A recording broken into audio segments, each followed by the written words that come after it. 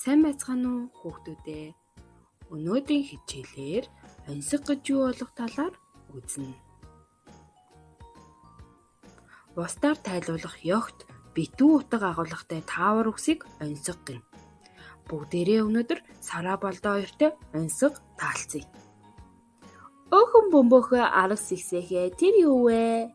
За бай зөө тэр чинь юу байдаг вүлээ? Зөв хариу нь хонь юм байна шүү дээ.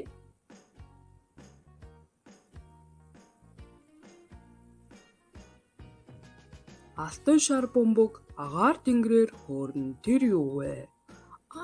Тэр чинь амархан. Тэр бол нар.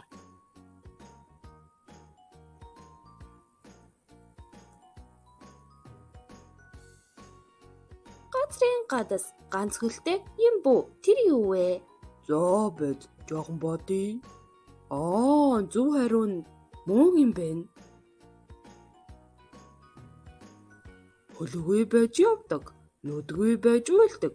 Тэр юу вэ? За бэзөө. Тэр чинь үүр шүү дээ.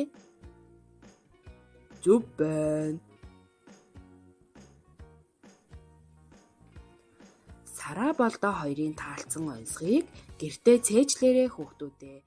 Created using Powtoon.